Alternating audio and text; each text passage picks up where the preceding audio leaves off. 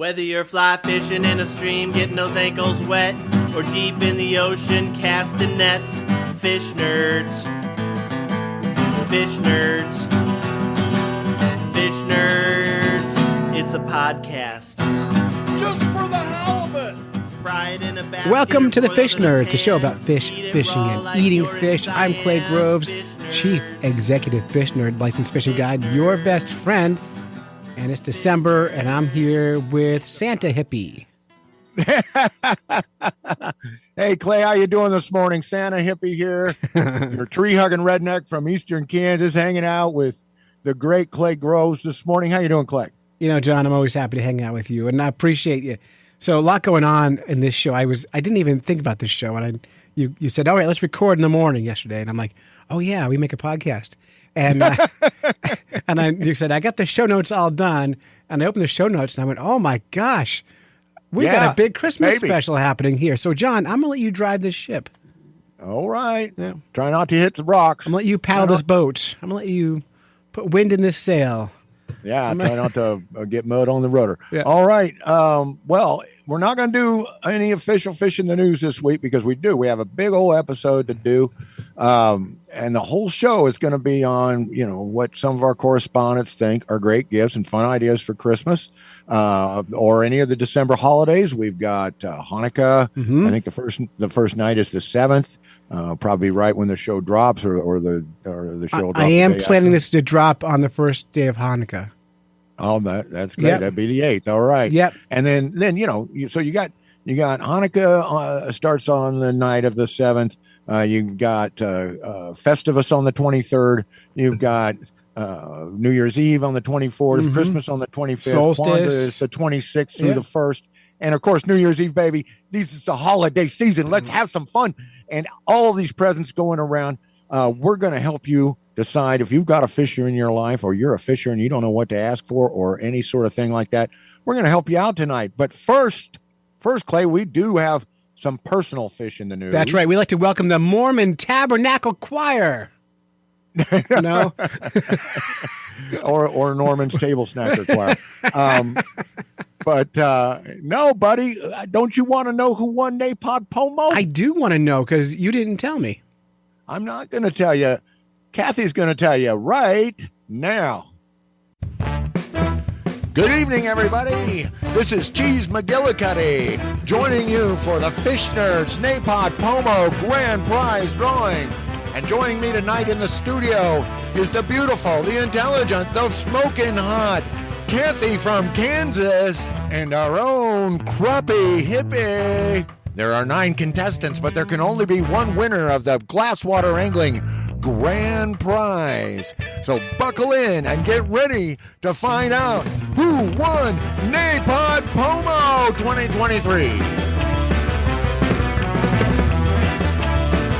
All right, Fish Nerd Nation, we are so excited. It is time for the Napod Pomo prize drawing for a prize pack from Glasswater Angling.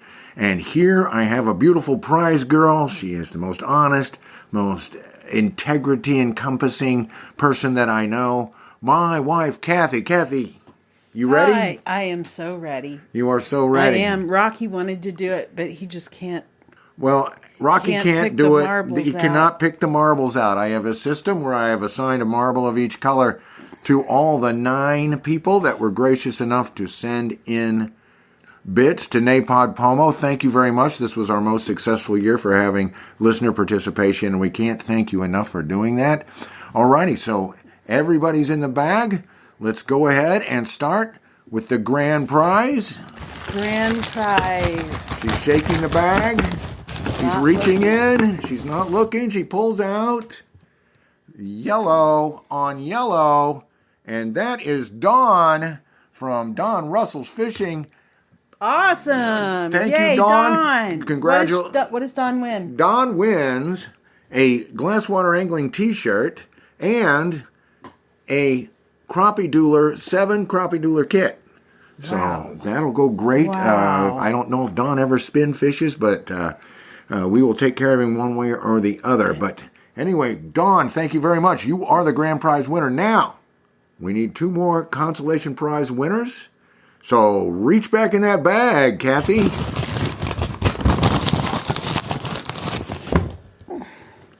And we got the crazy kind of all orange. That is Joe from Happy Apple Farm. Sweet. And Good Joe job, Joe. Joe, we're going to send you 1 dozen jester jigs. That is 1 dozen jester jigs. Whoa. Right. They're going to range amazing. Well, he lives in New Brunswick, so let's send him some small ones for trout, maybe some bigger ones for the smallmouth. It's a wonderful place to fish. You'll have ample opportunity to make use of jigs because jigs work everywhere. Okay, now, one more prize, consolation prize. She's mixing them up. She's reaching in the bag. And she reveals white and orange. And that is Steve Nagangers from the North Country Fly Fishing Shop. Wow, what does Steve get? Steve gets a big handful of glasswater angling round microball jig heads.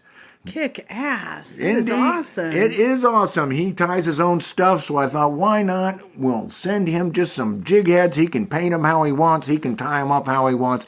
And I'll give him some various hook sizes, and now he's going to have some small jig heads to chase those trout. Congratulations, Steve, and thank you very much. Fabulous. Yes, indeed. Thank you very much for participating in our Napod Pomo. And thanks to everyone who participated. If you didn't win, I'm sorry, but I will be sending you out some sort of thing. It might just be a sticker, or you might get one of those books from Clay. But we're going to just start rando sending everybody that participated at least one small thing. So get with me at crappiehippie@glasswaterangling.com, and we will get your address, and we will get you a prize of some kind. And we need Don's shirt size. We do need Don's shirt size, indeed. All right, this has been Crappie Hippie with Mrs. Queen from My Shabby Booth, our prize girl tonight. Thanks for having me. It was so fun. You have been listening to the grand prize drawing for Napod Pomo 2023 on The Fish Nerds. We want to say thank you to Glasswater Angling for sponsoring the contest, and we also want to give one last thank you to all the contestants who sent in entries. Steve, George, Piper, Joe, David Shabel, David Redden, Rosie, Kevin, and Don. Thank you so very much. I have been your announcer, Cheese McGillicuddy, saying broil gently till light brown and bubbly. Good night, everyone. All right, so we're back now, and we know who won. I want to get on with the show because we have a lot to do.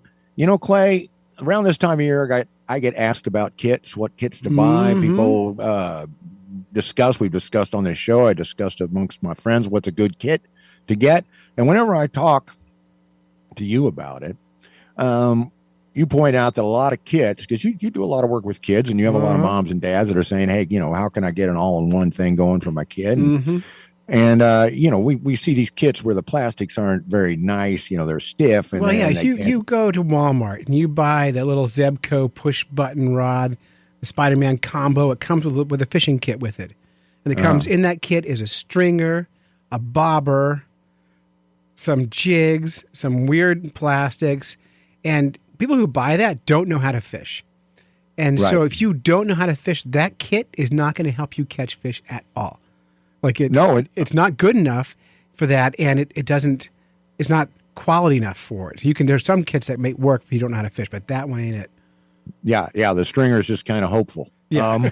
So someday you can use a stringer to tie your boat to a dock. Someday I might figure out what this is for. Yep. Right now, it's just for tying up the dog. But you got the flip side. You get on Amazon and you got these kits that have, we have 200 items, but never mind that 190 of them are really mismatched.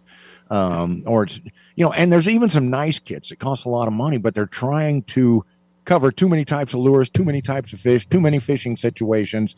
And it's the thing where if you do, you can't do two jobs wrong, better to do one job right. So that's where I'm at today. We're going to run through this real quick, all right? But it's been chewing at me, and I got to put in my 2 cents about this, because if we're talking about getting a kid or just a beginner, doesn't have to be a kid, But I recommend a jig kit.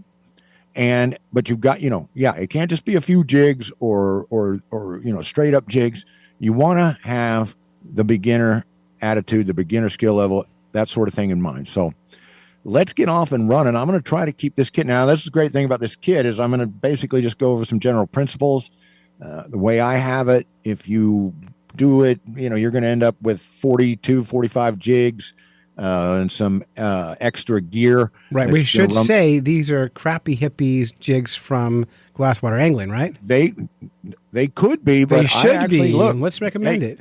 I'm always out to save people money. If you want to go to Bass Pro, you can walk into a Bass Pro, do all this. You can go up to the Kittery Trading Post in Maine, walk out with this kit. You might be able to do it at Walmart, maybe not quite as effectively, but I don't want people, blowing, spending more than they need, because you can pare this down to have a nice small kit and then let the person expand on it. Mine's not a go all the way. Now, if you want to go all the way, you want custom jigs, hit me up at glasswaterangling.com. If you don't see what's there on the website, hit me up at Crappie Hippie at glasswaterangling.com and we'll discuss it, because I tied a ton of custom jig kits all through the summer. Folks just getting hold of me and saying, well, this is what I want. This is where I fish. This is what I'm doing. And that kind of inspired this piece. So let's go. Okay. So first you're going to need a box. And I love. So this is how to build your own kit. This is build it from the ground. I follow. Okay. I follow. I'm with you. So I love a Plano Mini Magnum. I've got 4 of them, and one's over 20 years old. I've being held shut with rubber bands, but I still use it. They're great because it's a small box, but it holds a ton of stuff. And they run, about $8, although I saw one at Academy Sports for $5.99. And they're made by Plano, which is the best. I think they're the best tackle box company in the world, certainly in the USA. And just tons of innovative designs and so on. Now, the one thing is these boxes have tinted lids, which kind of cuts the drama of the colorful display that a box of jigs can make. So if you want a clear box, Plano makes a lot of what are called stowaway boxes and a lot of organizer boxes. And like they have a nice 14 fixed compartment stowaway at Walmart for $3.50. So that'll make you a nice little kit. You can get started just like that. And now some guys are like, go to Harbor Freight. Those organizers are great. Well, I've found that parts organizers run the gamut between acceptable and just absolute junk. So be careful if you go that route. I would prefer you stay with a Plano or a Woodstream or one of the more reputable type. Well, if you go too cheap on these kits, the plastic hinges, because all it is just thin plastic on the hinge, they let go. They get tattered so fast, and then you have a kit with no lid, and that's exactly. And you're fooling with the rubber bands, and you're trying to get in and out of it, and that's not what you. This episode is brought to you by Plano. Hey, Plano, if you're listening, send us some stuff. All right, but seriously, I've loved them since I was a kid, and I still love Plano. Okay, so let's get into this. We're going to get into jigs. We're going to talk about, first of all, you got to ask: are we talking straight up panfish, small pond or small water bass, smaller bass, things like that? Or are we throwing trout into the mix? So that's gonna, if you're up there with Clay, you're going to fish for all this stuff. You're out here with me, you can kind of put trout off to the side because we don't really have it going on. Well, I'll tell you what, John, you sent my kids these little jig kits a couple of years ago. You tied all these you gave us little bags of hand-tied jigs, and we put them in little kits. And my kids on those same jigs are catching bass and perch and sunfish, and they're also catching trout in the exact same jigs. Exactly. Exactly. And so I like them, and those same jigs for the ice work great for me too. So it's. Well, see, and that's just it. Versatility, simple. Yeah, this is why I love this kit concept. So we're going to look at jigs all the way down to 100. We're going to look at jigs all the way down to 1/64th and maybe even smaller if you're a hardcore into trout, all up to a 1/8. And we're not going to go any bigger than that. Although if you're into bass fishing, especially have a place where the potential for a nice size smallie or largie is there, you may want to throw in a 1/4 ounce or 2. But 1/64 through 1/8. All right, we're going to look at plastics versus marabou. I say get some of each. Now, you can go bananas with the colors, but here's 3 that I like. I like either a white, It's plain or with a little red or a little black in it. I like a chartreuse that's either plain or with a little black in it. And I like black that's plain with with a little chartreuse in it.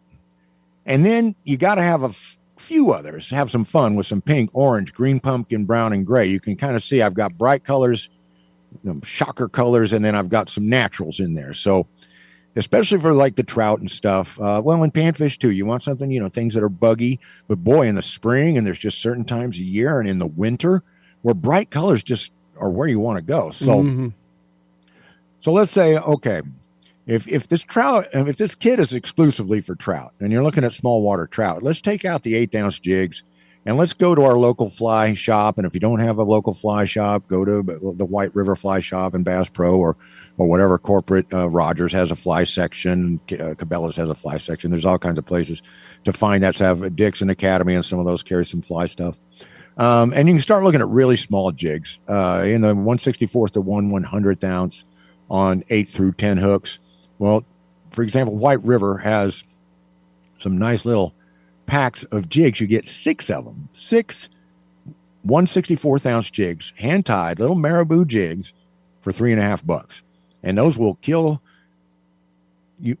That's terrible. And those will work really. those are murder. Yeah. Those are going to be very effective on trout of all species. And also in the summer, when the panfish get finicky and really just want something small, you're going to be a hero because you're going to have those little jigs in your kit. Now, moving on, your basic straight up stuff in marabou jigs, besides these smaller ones for trout and panfish, we're going to go with a 1/32 to 1/8. And remember, you can buy these off the card individually, or you can buy them 10, 12 at a time, whatever. You can buy them by the card. It depends on how big a kit you want to create. They're going to run you 35 to 50 cents. Now, you want to get custom jigs from me or from Crappie Stopper or from any number of people that you can find in these tying groups. These jigs are going to cost you between $1.25 to $2 a piece. So I hate to go against my own business, bro, but if it's kind of like you don't buy a beginning guitar player a Les Paul Artisan and have them play it for a week and then put it under the bed. Fair point. That works for the 2 generations down when they go on Antique Roadshow, but it doesn't work for you right now. Well, the good thing about it, John, is once someone starts buying jigs and fishing jigs, they're going to buy more. They'll come back to you. So yeah, they will. They will come around because they'll want some combos and they'll want to call their own shots. Mm-hmm. And that's when you get with a custom guy and tell him, I want this sort of chenille and all this stuff. And you'll have enough fishing knowledge to be inspired to make those sorts of choices. Now, when you get to your plastics, you got 2 ways you can go. You can get them already, the jig head already dressed with a plastic tail.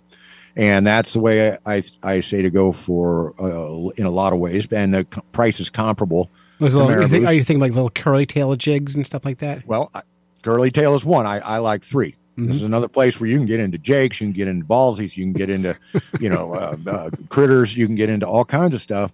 But let's just stick to these 3: paddle tails, curly tail or twister tail, whatever you want to call it, and beetle tails. Mm. And you get those 3, you'll have, high action, more subtle action, classic tails that have been catching fish for years and years and years. And your tail sizes, you're going to want 1 inch to 1.5 for your 32nd ounce heads, 1.5 to 2 for a 16th ounce head, and 2 to 2 3/4 for an 1/8 ounce head. And that's where you want to be. But of course, you can buy the loose jig heads in different colors. You can buy packs of tails. It's especially good if you're making 2 or 3 kits up. You go ahead and buy the packs of tails. You buy a bag of jig heads. But if you're just doing it for one angler and you want to maximize your color and variety, then they're going to be a little more expensive because you got to have somebody sit there and put the tails on. But you can just buy the ones that are already made up in the same sort of color combinations that I just described for marabou. Now, you want to get another, custom plastics. We got mule jigs. I like custom jigs and spins. They got some really cool jigs over there. We've got Finesse Bait Empire. We've got the Z-Man Micros. So you can get into some fun little tiny jigs that'll work for trout and work for ice fishing. That may be a consideration, but they're going to run you a little more. Okay, now you got to have some jigs or some spinners based on jigs or some jig spins, whatever you want to call them. And one of the best you can get is the Roadrunner. Now, the Crappie Doodler Underspin is a real fine bait. Really good for those bigger crappie, bigger panfish, bigger trout, bigger, and then your bass and your smallies and so forth. I'll tell you, the first time you sent me one of those, John, I was ice fishing, and I dropped it through the ice, and I caught a huge rainbow trout and a huge yellow perch ice fishing with it. So, yeah, you never know. Yeah, you never know. You never know. You never know. But the great thing about underspins, whether it's a Roadrunner or a crappie dealer, is it's a cast and retrieve bait. You can pump them, you can twitch them, you can fiddle with them, but they actually are sometimes most effective. Just throw it out, count it down a little bit, and start reeling. And when you're fishing with kids, that's the kind of lure you want. Absolutely, just cast retrieve, because working a lure and making it dance and do all the stuff you might do with a Senko or something, it's like a little bit higher level of fishing, and it's hard to teach it. Exactly. And it also is good advice for a person that's fished as long as we have, because sometimes we get to fiddling and we need a young person like Zoe or somebody to come along and say, hey, why don't you just fish simple? Mm-hmm. And these spinners are great for that. They help keep the line tight. They give more feel to the angler and so on. Now, Roadrunner's nice. Right now, crappie dealer only comes in 1/8. Roadrunner will come from 1/36 to 1/8. You can got them all in there, all these different sizes. Roadrunner will come with either a marabou tail or a plastic tail. So you can have a little fun there, but I suggest you only buy 2 or 3 of them to get started, because they're going to be a higher dollar item. A Roadrunner runs about $269. Crappie dealer runs $4.25. So, it's a bit of an investment, but be sure to at least have 1, 2, 3 of them in there, because they are very effective. Now, the next one, of course, is super fun, the Johnson Beetle Spin and all its attendant knockoffs. Classic. What's that? It's a classic, the Beetle Spin.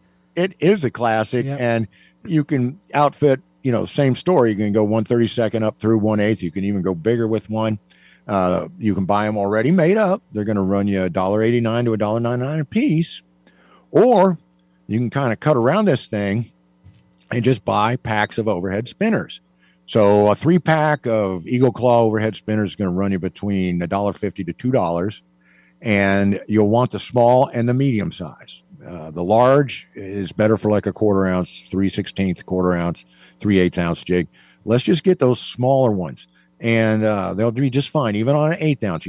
All you have to do is that spinner's just got to clear the hook. So, but check this out, John. On Amazon right now, 50 of these spinners, $12.99. See, there you go. You get into it, and you've got a bunch of kits. All you got to do is slide a jig head on the end of that, and you're fishing. So. You're off and running. It works with plastic, works with marabou. The white one's not working. You don't have to retie. You just open that little safety pin clip. You pull that white one off. You slap your black one on, and you're back at it. So wonderful lure for a beginner. Gives them something to do, something to think about, something to play with. And so at least either get them just the spins, and you can get away with that, or if you're like, oh, no, I at least want to get a couple that are already made up by a professional, and that is fine too. I'll tell you what, John, the Beetle Spin, the classic Beetle Spin with the beetle rubber bait on the end of it, that kind of fat, hard plastic it comes with. Yes. I've never caught a fish on it. Really? But I bought them and taken that off and put other soft plastics on, or live worms or shiners, and caught tons of fish. But I don't like the Beetle Spin lure that comes with the Beetle Spin. And people disagree with me. There's a lot of people who would swear by them, but I've never had a fish bite it. Well, it's funny, because like crappie and trout magnets use that design, tail design. But I do great with trout magnets. It's not the There's tail, just times where you want to that little. It's the mouthfeel. It's that hard plastic. I think the fish like the softer, rubbery, pulley things. And well, Beetle Spin's harder. It's like old chewing gum. Well, I've got a soft spot for the Johnson, because I've caught fish on them since I was young. Yep. Single digits, but everybody to each their own, because you can switch it out for a curl tail, you can switch it out for paddle tail, you can switch it out for whatever you got, whatever you like, whatever turns you on. That's the beauty of the Beetle Spin. Mm-hmm. You can switch it around, you can do all kinds of things with it. Okay, now here's some extra stuff that I think you ought to go ahead and get, but it's your budget, it's your gig. I like to get a jar of Gulp Alive plastics. It's a special type of plastic, completely different than any other plastic you've ever seen, felt, or heard of. I like the jar of angleworms, because you can pinch those little suckers off into little tiny nibs. I have a jar I bought 4 years ago, and it's still half full. and I use them all the time. I mean, it's so for the $6, they're $5-6 a jar. I still haven't gone through them all. And, you just got to shake them up every now and then, keep that scent spread around. For goodness sake, keep the lid on, because the thing about Gulp Alive, if it dries out, it turns into cement. Mm-hmm. But I also love the little 1-inch minnows in whole or in parts. And that's another one that really has to, be careful. Don't take that liner out of that lid. You want, otherwise it'll leak. You got to keep that juice in there. But hey, they've got waxies, they've got nibs, they've got all kinds of stuff. And if you see a brand that you like, just a straight up nibs are great. Doesn't have to be Gulp Alive, but some sort of little thing to help the fish hang on to that jig just a little bit, just a little nib on that hook, just a little small thing on that hook with that jig to make a world of difference. Yeah. What's that? Something to chew on. Something to chew on, man. Yeah. You want them to chew a little bit. You betcha. Now, I'm going to have a caveat here. You really got to get some bobbers. Now, you can get an assortment of 12 bobbers at Walmart in the 1 to 1.5 inch size for $268. And I bet if you whip out on Amazon, you're doing it on me this morning, you'll probably find a 30 bobber pack for that. You can, but I like a pear-shaped EVA bobber in the 1 to 1.5 inch. Kind of a top shape, 3 for $1.70 at Walmart. So definitely got to get the bobbers. Now, a little bit of advice too is, the classic black, red and white bobbers. Yeah. They're kind of cheesy looking. And by Yes. buying a little fancier bobber, like the float fishing bobbers or something like that, they just look a little cooler. And fishing things that look cooler make you feel better. And they don't cost that much more. And so, agree. Absolutely agree. The boring ones that come with everything you buy, skip those. Go a little different. Okay. Yeah. All right. Well, I can get on board with that. But once again, I'm looking at the cheap stuff that works. But Sure. They're cheap still. I mean, they're still very cheap, Yeah. like $1 a piece, but they just feel a little cooler. Well, yeah. So- Well, 3 for $1.70 at Walmart, you're a little over 50 cents a piece. Yeah. And an EVA bobber is not going to leak. It's not gonna, it's not gonna have the problems because the little round plastic bobbers usually put together with a ridiculous tiny amount of glue, and of course they can crack, they can step on them, they shatter, and so on. So I can never get that red top to push down just right. They don't work right. They work, but I mean, Right. like on Amazon right now, you can buy 50 of those red and white, 60 of those red and white bobbers for $11.99. I mean, that's. That's how you know you're buying garbage. Okay, so Moving caveat on. on the round plastic bobbers. Get Eagle Claw brand. Get a decent brand. The Amazon brand from wherever it's coming from. Maybe not the best bet. Right. All right. One last thing is if it's a heavy trout fishing area, and this is mainly for trout, you may want to consider some bubbles.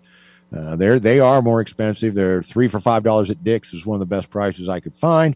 But wow, for your little push button reel or your spinning rod, you want to get out in the middle of that creek, that river, and you want to hit that little V on the other side, that little eddy on the other side. You can get the trout bubble. It'll give you the weight to get where you want to go. And then I just say get some hooks. Just get 1 or 2 packs, 10-pack of good old Eagle Claw Aberdeen hooks, and don't jump up and down. A lot of people like to bash Eagle Claw because they sell a lot of budget hooks, but they have some of the best hooks made. Trocar brand is an Eagle Claw brand. But I just say the good old gold or bronze Aberdeen Eagle Claw hook, size 8, size 6, or both.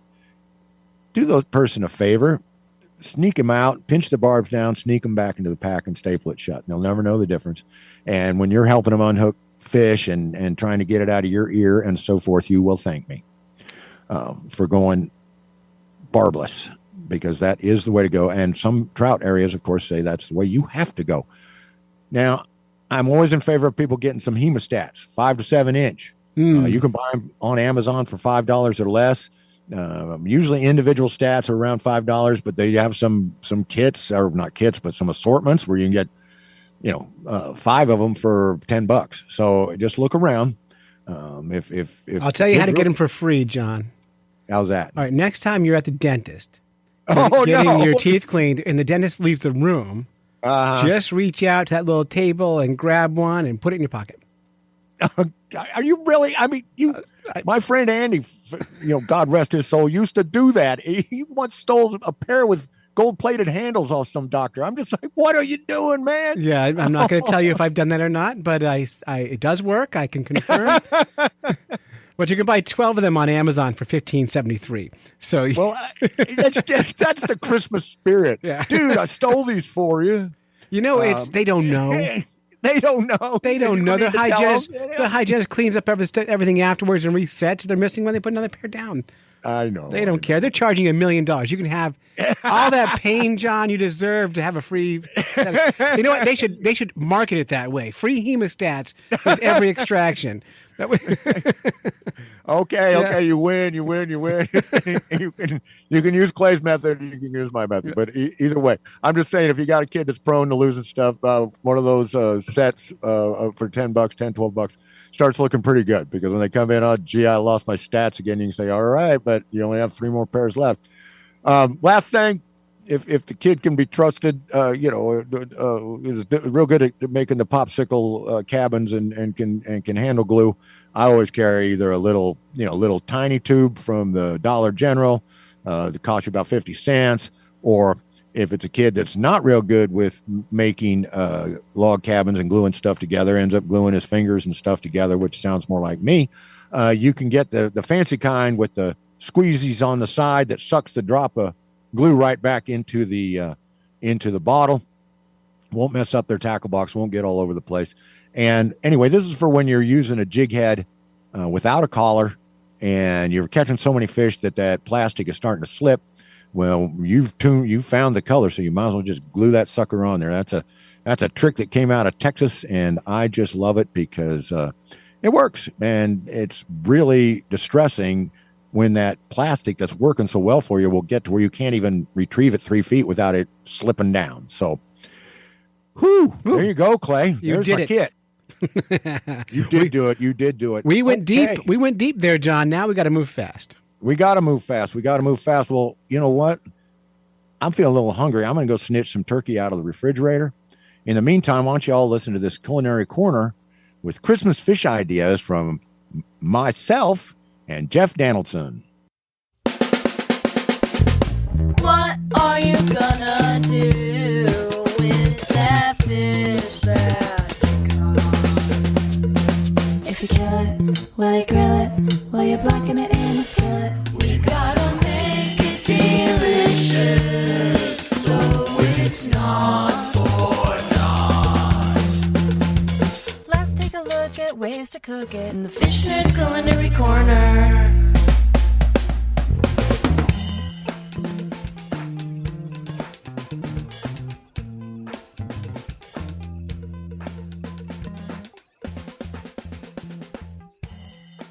Hey there, Fish Nerd Nation. I am in the studio tonight with our own Jeff Danaldson, and we are here to fill you in on a couple of ubiquitous recipes that people make around the holidays that you may or may not be familiar with. I know Jeff's going to be up first with his. It's a recipe that I've heard about, I've talked about, I've thought about making. I've never done it, been a little intimidated by it, but we're going to learn about it tonight.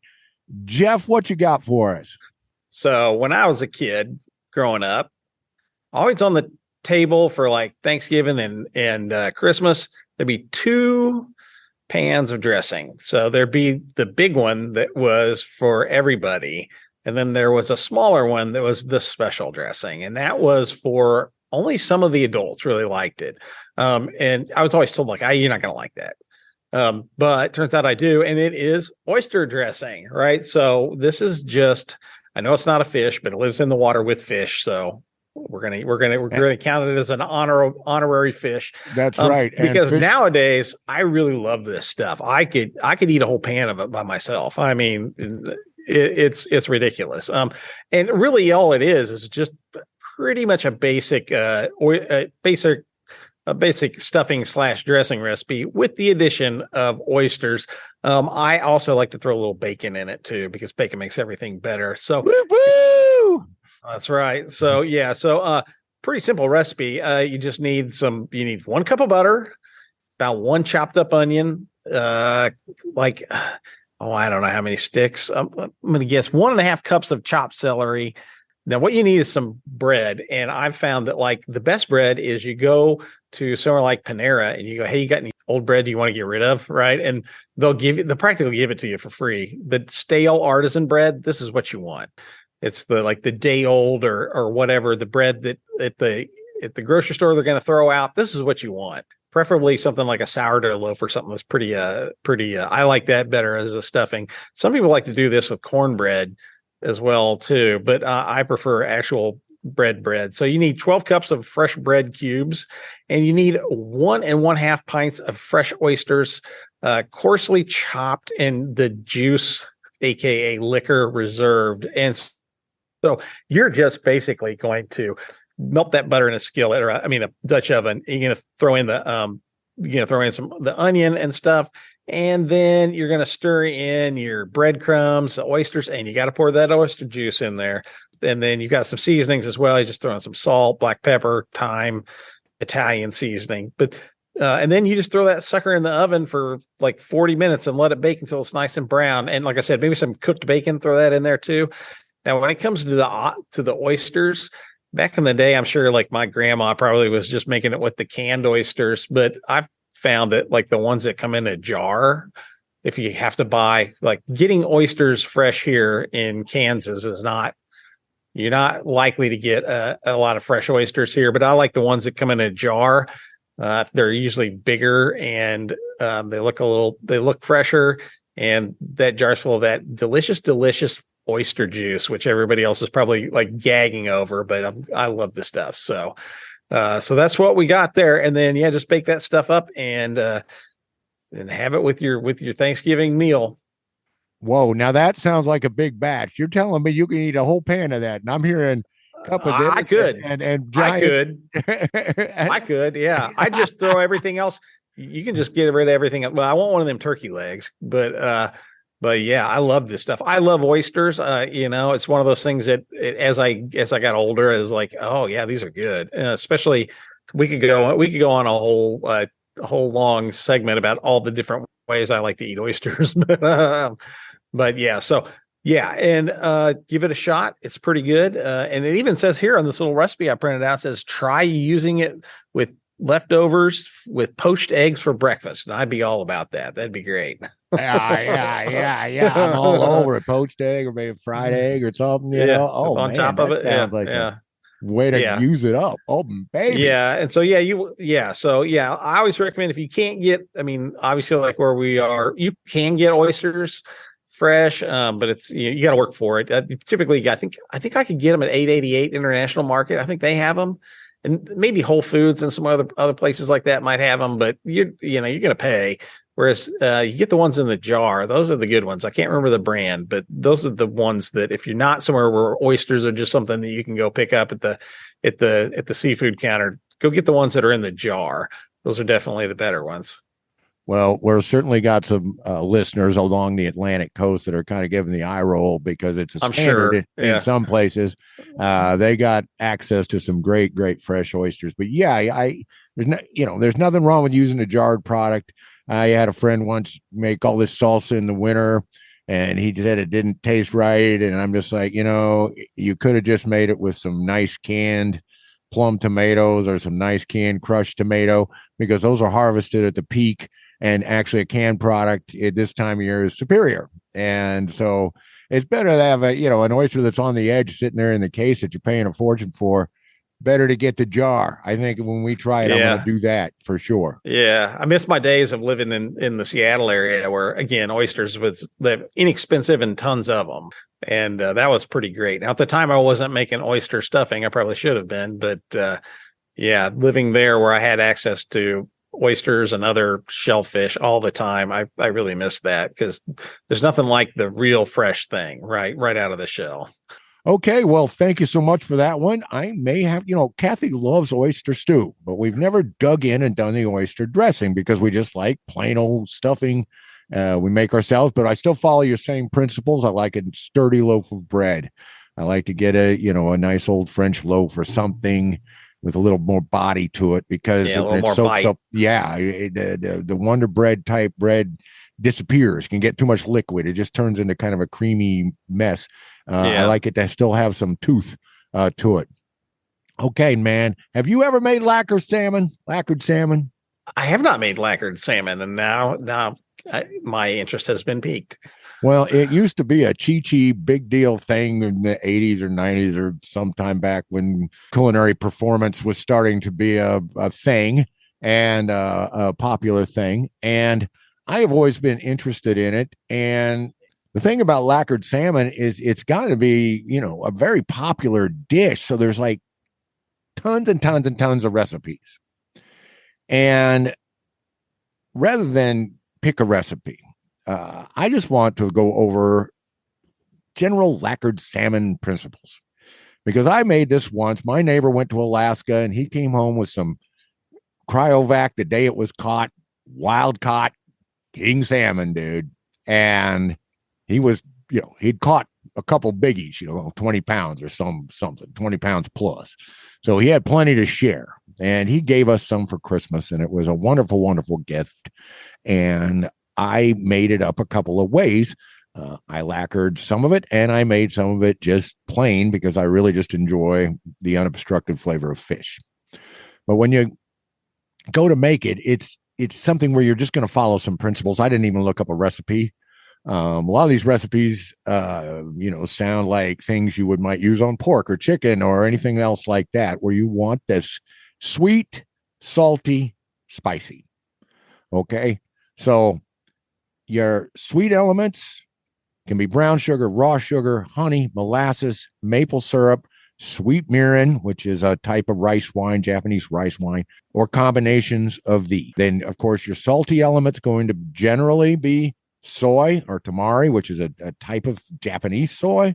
I have seen some that omit the soy and use barbecue rub instead, or some sort of flavored salt instead. You can go that route. I like the soy. I prefer the soy because it gives you don't have to mix water. You don't have to mix anything in it to make it, a sauce. And then your spice is mainly going to come from ginger and a little hot pepper. And then what other people put in it runs the gamut from garlic, green onion, cinnamon, and the other sweet spices, maybe allspice, nutmeg, coriander. Some people like turmeric. I find that popping up in a lot of recipes. Sesame oil pops up in a lot of recipes. Garnish, finish it off with some toasted sesame seeds. And then, of course, at service, a lot of people like to throw the Italian parsley or a little slivered green onion on the top of there. Very, very, very, very good to do it that way. Little shot of green against all that nice darkness. Just makes it pop. It's really great presentation that way. Now, like I say, you can use that Wild King or the sockeye, which one day when we're out fishing or riding along to and from, you're going to have to explain to me all about Copper River sockeye and why people have an absolute gasm over the stuff. And maybe one day, maybe this year, I don't know, I'm going to spill for a little Copper River sockeye, but I hear it's rich, it's fatty, it's delicious, it's all this stuff. And that people recommend the fattier salmon because, the fat content helps it keep moist, because most of these dishes are made in the oven. Or then, of course, the next way to do it is the way Chef Jamie does a lot of his fish, is to do it in a skillet, then pop it, finish it in the oven. So, but farm salmon works great. Now, a lot of people say, use the Scandinavian farm salmon. I like just go to the co-op, go to the store, go to the Whole Foods, go wherever, get a good looking piece of salmon, Costco, Wholesale Club, whatever, right? As long as it doesn't stink, as long as it's not mushy. As long as it's in nice shape, this recipe will elevate that salmon to great, great heights. Now, people say, well, do I do the whole fillet or do I do portions? I don't know where you're at with that, Jeff. Where are you at with that? I typically cook the whole, I got some sockeye on sale at, where was I? Was it Sam's? I think it was Sam's Club that it was, it's buy it today and get it 50% off because it's, it's user freeze by tomorrow. So I bought it and I just cooked the whole stinking thing all at once. And then I take it, what I don't eat, I do in the vacuum freezer bag things, the seal a meal type bags, and then throw those in the freezer. And then that's pretty quick. All you can do to warm those up is just mean, literally, you can just throw them in some hot water until they warm. I prefer doing that to microwaving because I can control the temperature better. Absolutely. Because I don't want to overcook it because it's already been cooked. So I don't want to really overcook it again. I just want to get it up to eating temperature. So I'll run some water in a pot, measure the temperature with my little temperature probe until I kind of see it's a little bit above kind of what I want it to be, because it's going to cool down pretty quick when I put the frozen salmon in it. But that's an easy way to do it. So yes, I am the cook it all at once guy. Absolutely. I am all for that stuff because I am very busy, and anything that gets me eating and helps clean up and makes it go quickly is something I am all about. Now, what my philosophy here is, the whole fillet is a good hedge against drying out. You're keeping it all in one unit. There's not a lot of edge surface exposed. These sheet pan recipes, I've come across a couple slow cook recipes, which made me think of you and your pellet unit, the ways to do it. But individual portions are fine. The fancy chefs always say square off your portions, make them even, and so forth. Here's kind of the way I decide. If I'm serving on a buffet, or it's family time and we're just having just us, a family, let's do that whole fillet. Why not? Do the whole fillet. It works fine any way you're going to cook it. Although, on the other hand, the smaller portions, if you're going to cook it entirely under a broiler, you may want these smaller portions. But I've seen recipes where people are doing that big piece. If they've got a nice broiler that runs the length of the piece, then by all means. But for a plated dinner guest type thing, individual portions, you're on a date, you're making a little romance, you want to impress somebody, go for those portions. Square it off, get yourself some nice 1 to 1.5 inch portions. Because one thing, now here's another thing I'm going to ask you, brother. When we cook a whole one, that tail section always gets a little, what people would say was a little over. Right. For me, I like it when you're lacquered salmon, because it is this chewy, almost jerky type experience that, y'all can just have the fat end. You want it, you think you're sticking me with something I ain't gonna like, giving me that skinny end. You're wrong, because I'll eat all of it. All right. I got 3 words for you that are going to make your mind go boom. Salmon burnt ends. Ooh, yeah. Right. So I've actually saw a bag of quote unquote salmon burnt ends. I think it's Whole Foods, and was like, oh, that sounds interesting, but I'm not going to pay what they want for it. So that's on my radar of things to do. And it does sound like that this lacquered salmon could be a way to make this salmon burnt ends, which sounds like a match made in heaven. It does. Because, okay, let's say you bought the whole fillet, and you had your date, you had your little meal, you've impressed whoever.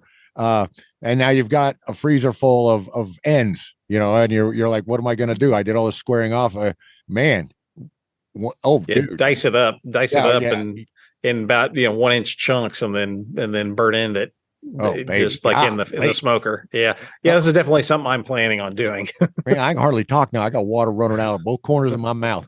All right. Now, portion size. A lot of people like 4 ounce portion, 6 ounce portion, 8 ounce portion. Hey, it all depends. That's just something you decide. How many sides do you have? What are the sides like? What are your people like? With a bunch of ladies in their dresses, and they don't want to appear like me. I got fish in both hands. I'm stuffing it in, and I don't really care. That's why I don't get invited to go anywhere. But so give me. I like to split it right there in that 6 ounce portion. But frankly, I'll polish off an 8 ounce portion of salmon just like I could obliterate an 8 ounce steak. No problem. Give me 2 4 ounce patties on a burger. I'll mow that thing right on down. You can't scare me off with an 8 ounce portion. But that's kind of how you decide. You look at who you're feeding. You're looking at, well, will they be way into the rice? Will they way into the potatoes? Will they be way into the presentation there? Or am I going to present it with just 3 perfectly done asparagus tips and keep the focus wholly on the fish? You're going to have to give them a little more. Here's my story. I got that beautiful, beautiful salmon from my neighbor Les, and I bring it home. About a half cup of soy, about 2 teaspoons of grated ginger, a small amount of green onion slivers, tablespoon of brown sugar, tablespoon of honey, little cayenne flakes in there, and just a little pinch of cinnamon. And that was it. Now, you want to taste. I'm surprised at the people that want to go rote from a recipe. It's like, does a painter paint without looking at the canvas? You can't even do paint by number that way. Yeah. You have to taste, you have to see. And the only way to see is with your your taste buds. So you will find the combination that suits you. And like I say, some people even throw in a little lemon juice or a little pomegranate or a little acid element. If that sounds appealing to you, by all means, go for it. A little orange juice, whatever. It's your fish. It's your experience. But for me, the soy, the ginger, the sweet element, they are the backbone of this recipe. Now, the rest, I feel like you really got to use some restraint, because sweet spices like cinnamon, allspice, nutmeg, coriander, mace, all of these can really, quarter teaspoon, pinch of this, pinch of that, taste, garlic. Don't get carried away. And use the garlic salt, especially if you're not going to put, if you're going to use that maybe instead of soy, you can do that. But restraint. Now, some of these sauces, people like to blend them in a blender. Some people like to heat them, boil them. But whichever way you go, taste. I just stirred mine. Until I got that brown sugar to dissolve. I just quit hearing it crunch against the spoon. It takes a while, but soy sauce actually kind of seems to dissolve up sugar much quicker than just like plain water. And I'll tell you another thing that you cannot forget is that you do not need this to boil at a big angry type boil. Like a lot of recipes say, pour some of the liquid sauce on the fish, and then you're going to rely on the heat from the oven or the broiler or what have you, and it's going to be the sugar elements in that sauce that's going to cause it to caramelize, thicken, and to glaze and make your lacquer. And of course, you pull it out, baste, put it back in, pull it out, baste, put it back in. But if you want to use the cornstarch to make a final dipping sauce or a final presentation sauce, it's a little thicker. You do not have to have that giant angry boil, because I can tell you can make honey taste off in a quick hurry, and molasses too. Well, yeah, you start to caramelize it a little too far, and it'll too far. Yeah. So keep it under control. You just want enough to get that cornstarch to thicken, and you're done. But all along, taste, and make plenty of sauce. I used to have a cup of soy because I think I had 2 6-ounce portions, or 2 not a lot. There is no harm in making, a cupful or a cup and a half soy to make a nice big batch of this sauce, because it is wonderful turned into a sauce for dipping, or for a final little sauce to put on there at presentation, or what have you, to keep that lacquer flavor really bright. You don't want it to be too cloyingly sweet, although if you're serving those kids, you want it to be a little sweet, because the kids, you're getting something that they're going to love. But that leftover sauce can be used on pork, chicken, veggies, rice, all of the above. Thicken it up and dip fish sticks in it, put chicken nuggets in it, let the kids knock it out, let them eat it up. It's a wonderful, sweet, salty sauce that works on so many things. So don't be afraid of the sauce. Don't be afraid of leftovers. But remember, you want to put some sauce aside, uncontaminated, because the one you're dipping the brush in, the base, is going to get some fish essence in it. It's going to get some, we're going to call it fish essence, Jeff. We're not going to call it fish slime. Okay. Right. We're calling it fish essence. Yeah. So you want to have an uncontaminated amount of sauce over here to work with as far as eating raw, uncooked. So there you go. Make yourself some lacquered salmon this Christmas or over your holidays. I love all the holidays. I'm not one of those people that jumps around about what's right, what's wrong, what should we say, what should we not say. I say Merry Christmas. I say, Happy Holidays. We got Hanukkah coming up here December 7th. We've got Festivus on the 23rd. We got Christmas Eve on the 24th. We got Christmas the 25th. We got Kwanzaa, I think, is on the 26th. And then, of course, New Year's Eve, baby. So get yourself a little salmon. Have yourself some fun with some lacquered salmon. Yeah, you got me already thinking about this, because I got what I call my universal sauce, which is for a lot of my kind of Chinese-ish foods or vaguely East Asian things, which is kind of equal parts soy, oyster sauce, and hoisin sauce. And the oyster and hoisin both have sugar in. I'm like, and it's nice and thick already. This could be something to try, and then may have to make the burnt ends go buy the little tail segments that are cheap, and then and make that make some lacquered up salmon burnt ends. Oh my gosh, this is just crazy. Well, it's been awful fun talking to you, Jeff. It's super nice. I know you were on your dinner break. You're sitting there at work, giving up your dinner break to do this. it's time to go, baby. It's just time to go. Thank you so much for coming in. Go wish us having a dinner of lacquered salmon and oyster dressing, but I'll make do with my salad. Okay, buddy. All right, John. All right. Talk to you soon, man. Talk to you later. Bye. Bye now. Well, hello, fish nerds. This is Clay. I'm future Clay. Forgot to record this with John. I wanted to get it in.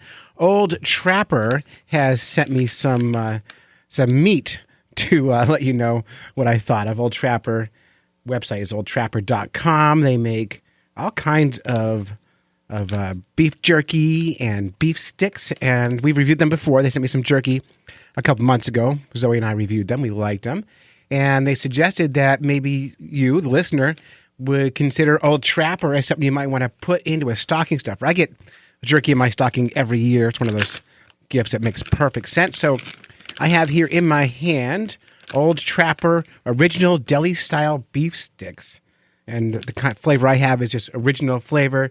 They also have jalapeno deli, teriyaki, and then, and beef and cheese sticks together in a package there in stores. And we see this at Walmart and Target. Anywhere you get your meat sticks, you can get them. But so I have one in my hand. It's like a 3-inch sausage. Ingredients: beef. That's good. That's the number one ingredient. Beef heart, water, lactose whey, corn protein, corn syrup, salt flavoring, and a few things. A few additional stuff that I don't know what it is. But it looks good. It's only got 120 calories per serving, and serving size is 1 ounce. And there's 15 servings. I don't know how much 1 ounce of this is. Maybe 1. But we're going to find out. I'm going to eat it right now. It tastes as it should. It tastes like a beef stick. Nice and smoky. It's good. All right. So I highly recommend, for your stocking stuffing pleasure, you stuff your sausage into a stocking. That's my recommendation. Stuff your sausage in a stocking. Mrs. Claus would appreciate your sausage. That's it. Old Trapper. Website is oldtrapper.com. And you can find them anywhere you find your meat sticks. Back to the show. What are you gonna do with that fish that caught? If you kill it, will you grill it? Will you blacken it in a skillet? We gotta make it delicious, so it's not for naught. Let's take a look at ways to cook it in the Fish Nerds Culinary Corner.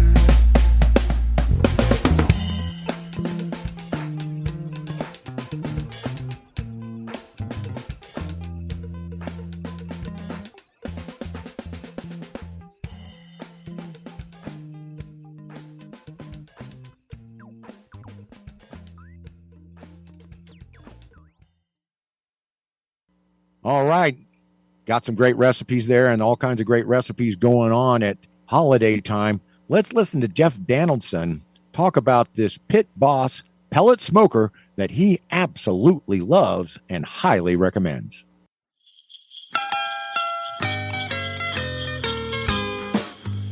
What's up, nerds? It's Jeff the Effin' Librarian here, and I want to share a product recommendation for you. I have been smoking a lot of fish lately. You may have remembered back on the miso black cod recipe I gave that I used a pellet grill to do this. And specifically, I used one that's made by the company called Pit Boss, and it's called the Country Smokers Traveler Tabletop Pellet Grill. And this thing was gifted to me by a coworker who was upgrading his, he RVs a lot, and he had this thing with his RV, and he was getting a little bit bigger one. And he said, "Hey, I got this pellet grill. Would you like it?" And I said, "Sure, how much?" And he said, "Nothing." And I said, "Amazing. Yes, I like that price. I will take it home." And from day one, I realized, oh my gosh, this thing's amazing. Where has this thing been all my life? Now, I live in the Kansas City area. I grew up here, and we take barbecue pretty seriously around here. And these things are a shortcut to great barbecue. Consequently, a lot of the serious barbecue head type people around here, not real fond of them because, frankly, it makes it really, really easy and it demystifies a lot of the process.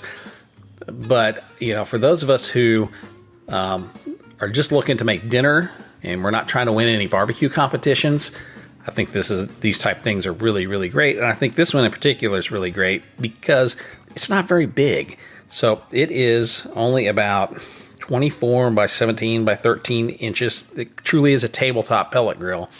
It weighs about 40 pounds, so you can transport it pretty easily. And the way it works is it's got a little hopper. You put these pellets in it. They look like rabbit food, frankly, but they're made out of whatever kind of wood you want to be producing the flavor. And it feeds them in via a little auger mechanism. There's a fan that kind of controls the heat, and it goes through kind of what I would call like heat cycles that produce heat. Then they go through smoke cycles, which produce smoke. And so you set the temperature of what you want it to be in there, and then you just basically walk away from it. Now you have to stay. It takes a little while to stabilize, so you start it up. It takes a little while it'll usually overshoot and then come back down, and then you got to give it a good 15 minutes to get stabilized. But then once it does, you put your meat in there with the temperature probe in it, and then you can like really kind of hands off at this point. Don't need to be opening it all the time because that changes the temperature. But so what I do is I use a Bluetooth temperature probe that allows me to not have to open the thing to know what the temperature of the meat is. And then I just set a target temperature that it will alert me on my phone when it gets near that temperature or surpasses it. And then, every once in a while you have to, like, say you have to open it up and spray it with something to keep it from drying out or anything like that. But I have, since I've cooked the miso black cod in there, I've smoked a ton of salmon in it. I got a really, really, really good price on some wild caught sockeye salmon a while back. And so I just laid up a huge supply of that. And then I smoked it. King salmon. I've done rainbow trout that I caught. And so all these things have turned out just really, really well.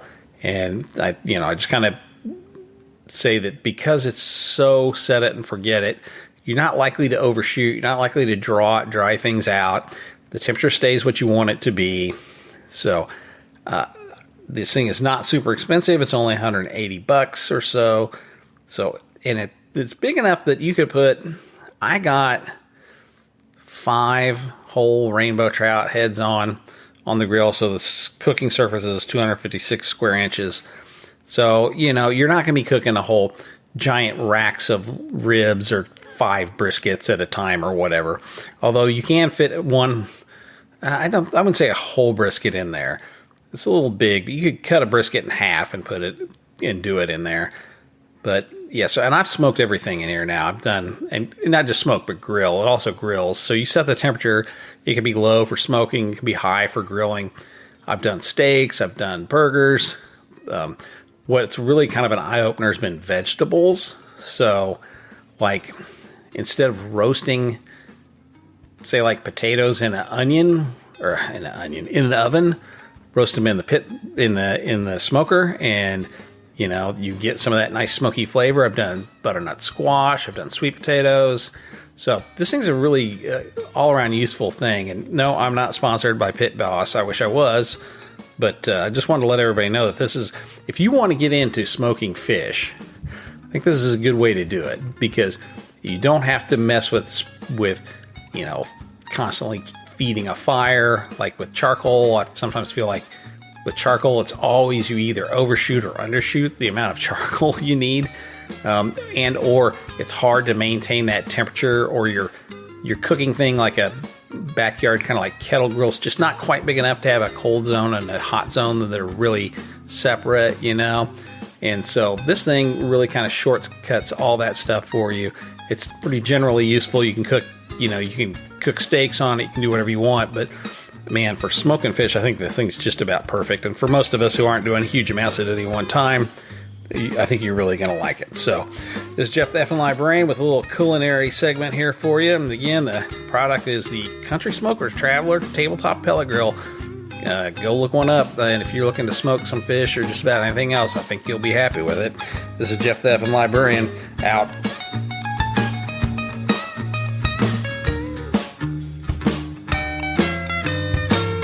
Hey, buddy, guess who came flying into the studios last night? Was it Krampus? Not Krampus. No. Was it? That's all I can think of. What else is there? It was Santa Todd. Oh my goodness, that explains all the jingle bell sounds in the background. That's right, the jingle bell sounds. And he is one of Santa's official helpers. He has a pipeline straight to the man. And we got together with our own Rosie of Rosie's Bait and Tackle, and she's going to talk about stuff that she wants for Christmas. And then she's going to make some recommendations for people that want to fish the way she does off the jetties and inshore in the kayak and so forth. So let's get into that. And then don't stop when Rosie goes off air, because I'm going to talk to her daddy about custom rods and how you can get one from Rosie's Bait and Tackle. So hang in there. It's a two-parter. Enjoy.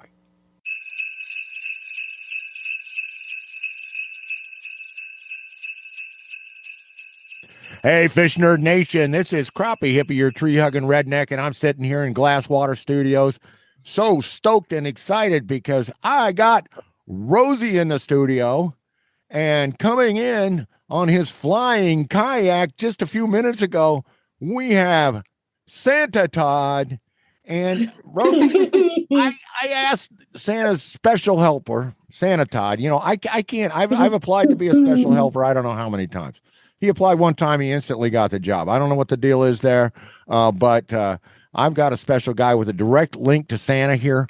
And I was told by your folks that you had some things you wanted for Christmas, and you had a few things that you think other kids might want for Christmas. So you know what?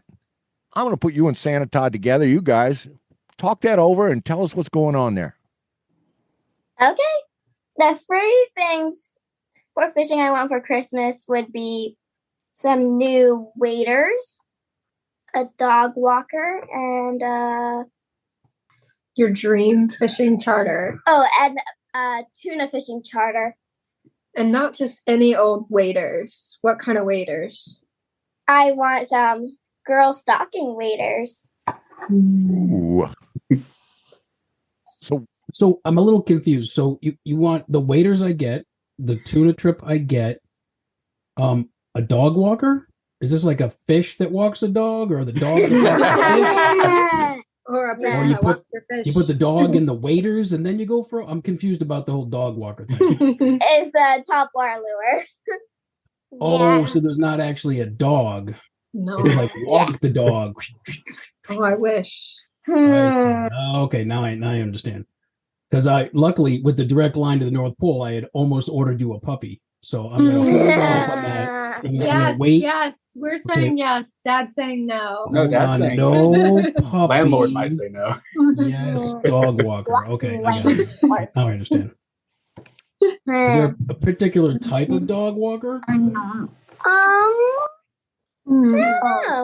Fresh or saltwater? Saltwater, of course. And Okay. the color, I think the color should be, maybe we could try to find a rose gold one. What's your second Rose gold? Yeah. Only you, like you couldn't just have like red or yellow. You have to have like rose gold. I see. Yes. Well, I it think is I'm my favorite color. Okay. Well, I think for Christmas I'm gonna need a new pen by the time I get done with this list. Okay. So rose gold. Okay, I'll pass that along. And this is a saltwater lure. Yep. And waders, we're looking for stocking foot. Yep. Okay. Any particular thickness? Winter, 3 season, 2 season, 1 season? 3 season. 3 season. So now tell me more. So you want to do a tuna charter trip? Yep. It's been my dream almost my entire life. And Wait, hold on. You're on a fishing trip. your on the entire car. life. You're like 4 years old. How old are you? Wait, what do you mean your entire I'm life? How old 5. are you? He's 5. Oh, you're 5. I see. So that's a long time. That's a long time to want. I understand. Sure. And Rosie, how old are you? 9.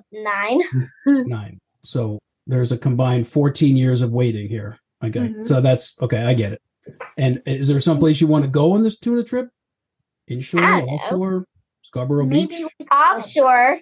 You have to go offshore find the giant tuna. Oh, now it's a giant tuna.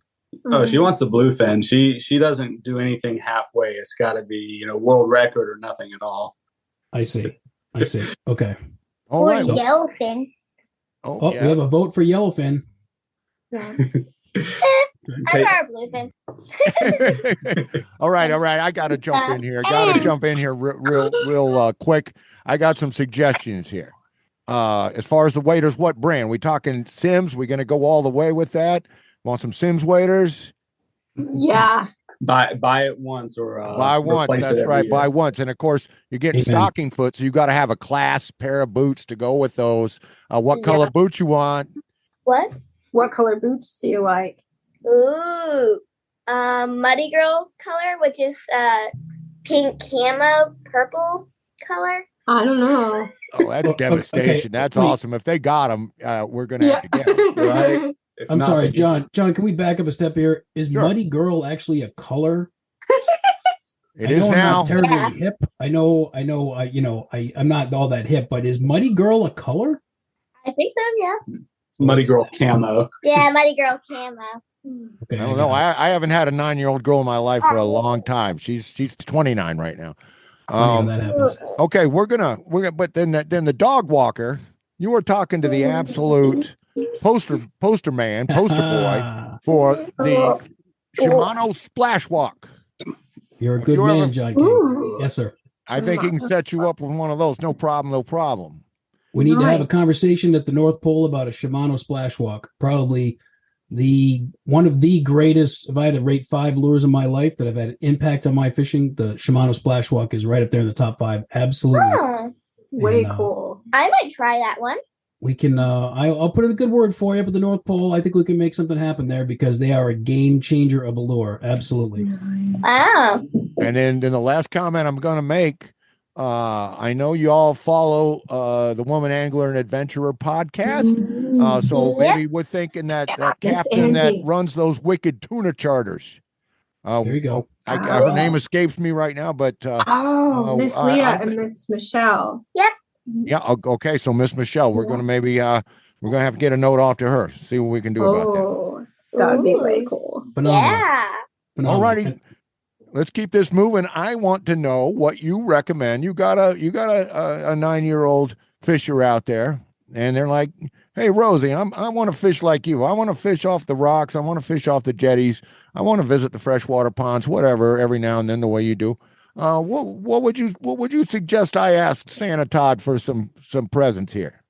I would recommend a strong rod, a nice rod, a custom Rosie's rod. Well done. Well done with the product placement right out of the gate. Well done. Nice strong leader. And if I had to pick one lure for a starter, I would start with an epoxy jig.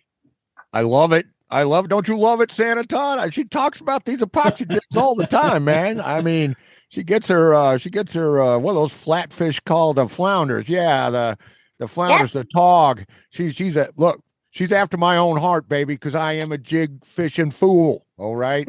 And that's where it's at for me too. Gotta love that choice, epoxy jig. All right. Well, listen, Rosie, thank you very much for coming in and talking this over with us and getting this guy another thing to do because he was almost out of things to do. And I understand now that John, yes, can I add something real quick? Of course. I have to say, in light of the first request for a strong rod, I'm the very proud owner of a American Beauty rod made from that very famous Rosie girl right there. And it is a phenomenal rod. And it has proved to be strong and tough, and it has lasted a long time. And I have caught some seriously big fish on my American Beauty rod. So I completely concur. From the frozen confines of the North Pole, you must have a strong rod, and I love that American Beauty rod. Well, the proof is in the pictures. I've seen some of those honking stripers, my friend, and obviously that is a good stick. Thank you. Thank you so much, young ones. I am going to talk to your dad here real quick, and then we'll let you guys go get some dinner or whatever you guys need to do this evening. Hugh, Y'all build Yes, those sir. custom rods. You build those custom rods. Now, let's say I want a custom rod for Christmas. Is there still time? You know, we could put a rush on it, but it all depends on what we have in stock and what you're looking for. I mean, we have a couple of decent blanks in stock, but we do have an account with Black Hole USA, and they're not too far away, so they could probably get the blank we need. It's all a matter of just how complicated you want it, and then, you know, if need be, we can always overnight it. So I'm not going to say no. It would be a bit of a challenge, but at the same time, you know, we are willing to do everything we can to make customers happy. Well, that's great, but you know, let's say I'm all right. Well, maybe that's cutting it a little fine. So, is there a way I could get a gift certificate and get you with the man himself and the business and the young lady herself, and you guys take over from there? Because, like, if I was buying a rod, I don't know anything about it. I would be like, you got to talk to Hugh, get the specs, get it the way you want it. So, how do we get in touch with you? What's the process of getting a custom rod from Rosie's Bait and Tackle? Absolutely. So the easiest way is to contact us either through our Instagram or our email address, Instagram Rosie's_bait and tackle or rosiesbaitantackle@gmail.com. We prefer to do a pretty significant consultation at first before we start throwing things together. And a lot of that is, you know, Rosie joins in on the conversation, finds out about your favorite things, your favorite colors. She's the marbling master when it comes to the rod builds, and she's great at coordinating the colors and design pieces. So it's a lot of back and forth conversation to make sure that this is a truly one of a kind piece. Long story short, it all starts with that initial conversation. Okay, so we get into that conversation. We decide what we want. You're talking a show-off rod, a very custom, not only a great action, a great feel, which Santa Todd has endorsed you many times on that count, but also great look to the rods. You want one that matches your fishing hat. You want one that matches your eyes. You want one that matches your favorite jacket. You're going to give us a rod with some bling, with some design that makes it truly a one-of-a-kind stick. Is that what I'm hearing? Absolutely. We Yeah, can make it as simple or as complicated as you want. But, you know, if you're going to get a custom rod, might as well kind of go all out with it if you can. Absolutely, absolutely. Hey, what price ranges? We're talking a stick similar to the one Todd has. What would that stick run? That's a fair question. And not to give you a vague answer, but it really depends on what blank you want. And then, of course, you know, because we can start it, we can keep it within a pretty decent budget and still give you a quality rod. But we have accounts with Rod Geeks, which is actually, they use some of the St. Croix blanks, and Black Hole USA. So those you're getting into your little bit more premium names there. But we also do some really good solid budget builds. So it can be as low as 150-ish, but it can run as high as you're willing to go with the quality and the extra details you want. Well, that is fantastic. I'm glad to hear that name, St. Croix, because we are big on St. Croix rods and rod blanks, but I'm sure my friend, the professor listening to this, he's a rod builder. I'm sure he knows every single blank, every kind of thing you're talking about right now. So basically, guy like me that likes to get his equipment out of the trash can or at garage sales, I'm not much fun for y'all. So I'm going to be wanting that low end. When you get into that sky's the limit country and you really want to give a beautiful once of a lifetime gift that is going to be remembered and is going to be used and is going to be appreciated for generations, you are all over that action. I take it. We both like to be creative. Rosie has some amazing ideas that I think need to be shared with the world. But at the same time, you know, Rosie's mom, my darling wife, she doesn't like too crazy, too flashy, just something that's got some character to it, but it doesn't have to be over the top. Is that a fair statement? Yeah. And I have to say, one of my favorite builds was one we did, or this year, actually, we did a fundraising build for the kids 4-H club here. They did a silent auction, and we just took a rod that we had laying around, we had picked up at a thrift store, and we just stripped it down and did a custom build on it. And I have to say that, like you were saying, people are looking for something that is going to last. It's going to be years of fun and memories. And that's what we did with that rod. So we can do just about anything with any rod out there and make it something that you'll love, that your kids will love. Okay, guys, Santa Todd, final words? 2 words, worth every penny.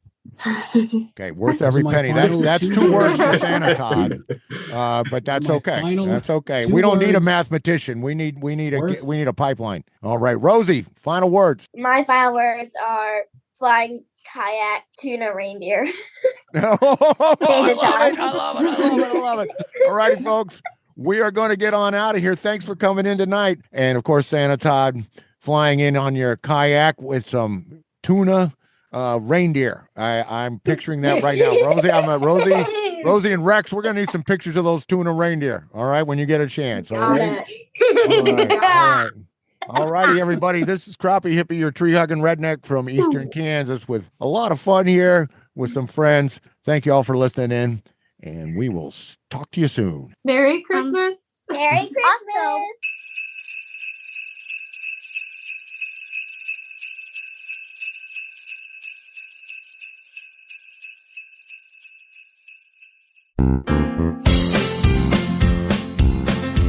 Well, wasn't that just cute as ever? It always is. Always is. I got to make my way down to Rosie and meet that family in person. Yes, the Cliftons are a wonderful family, and I hope to keep them involved in the show because they're an awful lot of fun and they are total fish nerd material. No surprise there. They're such good friends with our correspondent, Todd Coryaer, the fish wrap writer. And speaking of Todd Coryaer, the fish wrap writer, he's got some great presents, some great reviews. I corralled him in. He reviews products 2, 3 times, 4 times a year. But I said, I just want some stuff for Christmas. Give me your best. And he brought in his very best because the first review is going to be from his beautiful wife, Allison Coryaer, who loves this certain brand of deck boot that is made for the ladies. Let's start out with that, but hang in there because I'll have Todd talking about some more incredible gift ideas.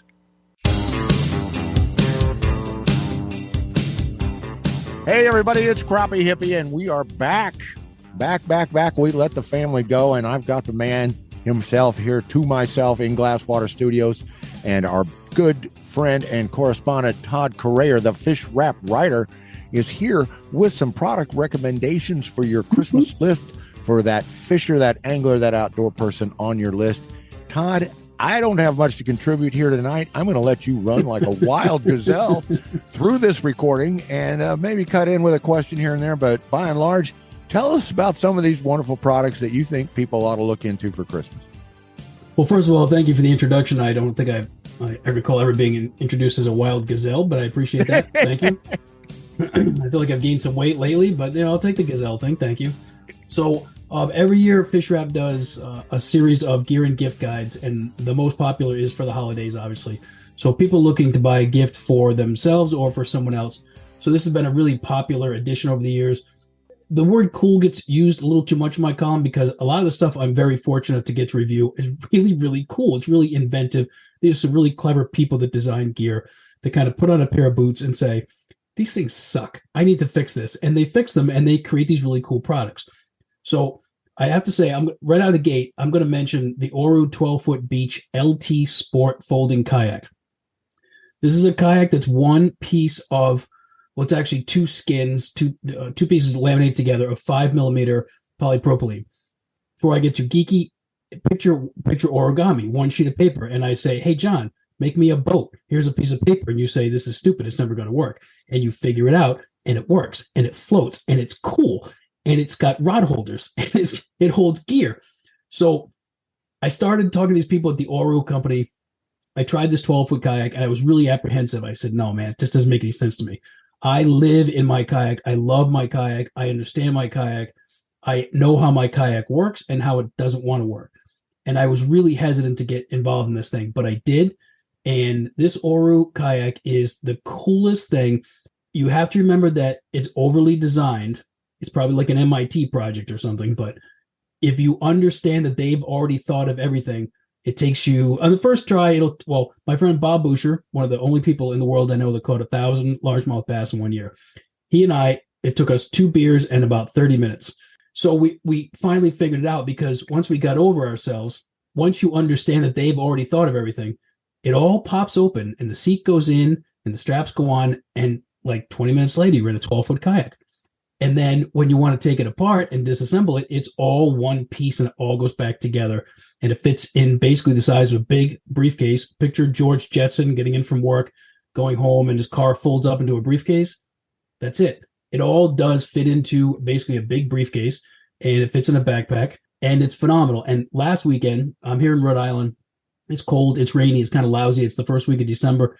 And myself and a couple other guys took it down the Blackstone River, and I camped for the weekend in this boat, and it held all my gear, and I got to fish from it, and it was phenomenal. And when we had to portage over one of the old colonial era dams, which was tough for a bunch of older guys with a lot of gear and a lot of bags and stuff, I was getting made fun of for being the guy in the cardboard kayak, because I just picked mine up and carried it over the dam because the thing only weighs 28 pounds empty.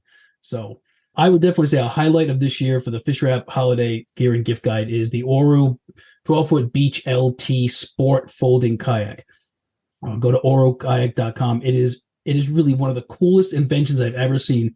And when you take it out and you paddle it around and you go to put it back and you can't fold it back up, if you stop for a second and get over yourself and look down, there's a little orange arrow that points to a little orange bullseye, and you push them together and the whole thing goes back together, and you put the top on and you walk away. It's like the coolest thing, especially if you're, an adventurer, you want to go up in the mountains or something where you can't obviously take a boat or a traditional kayak or canoe or something. You can't take the weight. It's 28 pounds if it's in a backpack. So I'm a huge fan, and I was a reluctant agreeer to this program, and now I'm a huge fan. So was that clear? Was that clear enough, John? I love it. I love it. I love it. I saw you putting this thing, doing this thing on YouTube. I have the same reservations about these portable things, these assembled things. There seems to be always a catch somewhere. It's not as strong. It's not as reliable. It's not as this. It's not as that. But this is an amazing thing. This thing will fit in the trunk of a car. This will fit in the back seat of a compact car. This will fit behind your truck seat. They say you can even get it into a overhead compartment on an airplane. I mean, there was the pocket fisherman, and now there is the Oru kayak, because you can be driving along and all of a sudden say, "Hey, baby, there's a public access pond right there.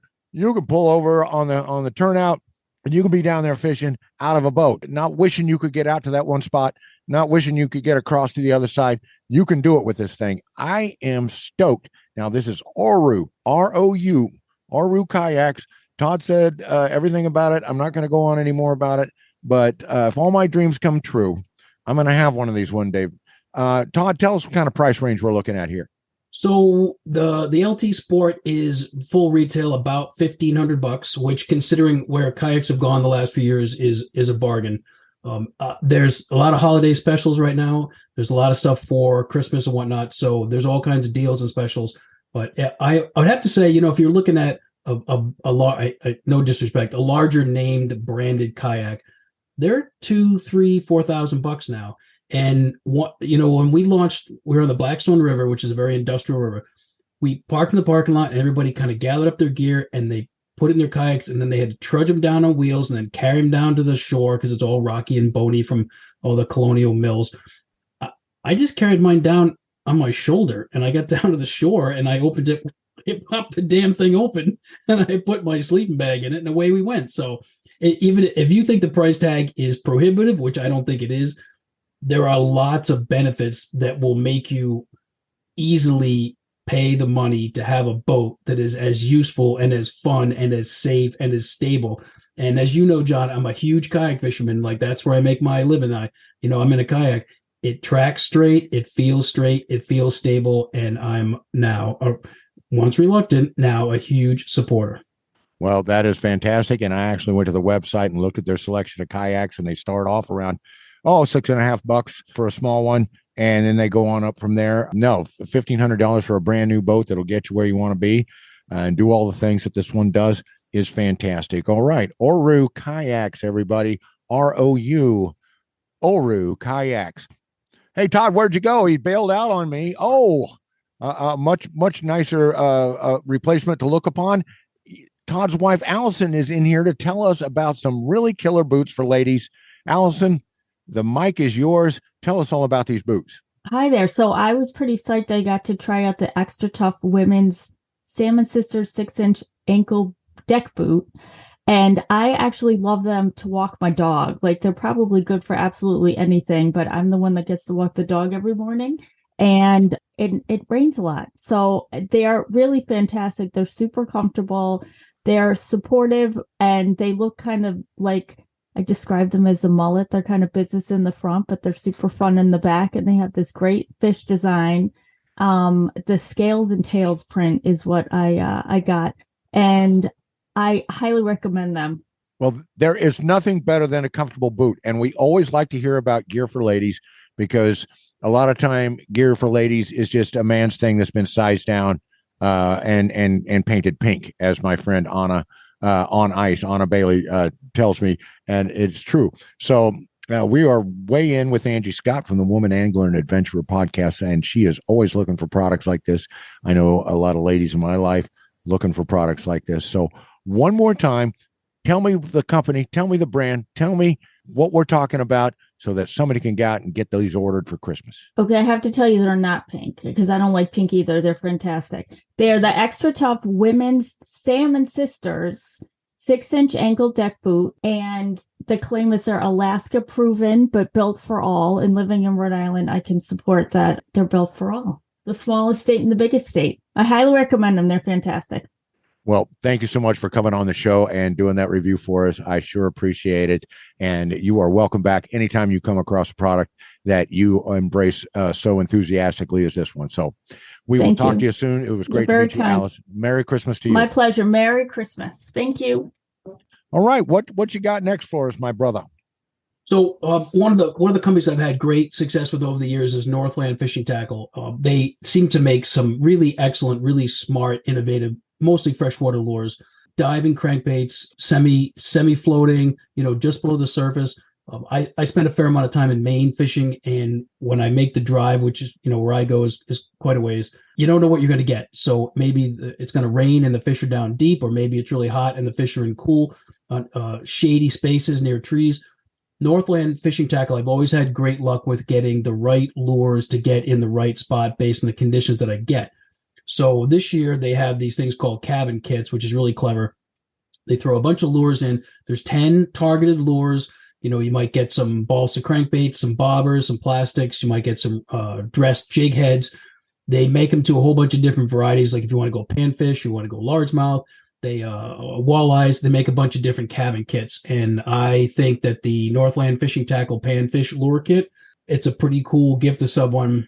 If you want to get that right gift for someone where it gives them a variety of products for a pretty marginal price, big supporter. And it's a big part of our gear guide this year. Well, you're being awful brave, man, because Tim is listening. I'm sitting here.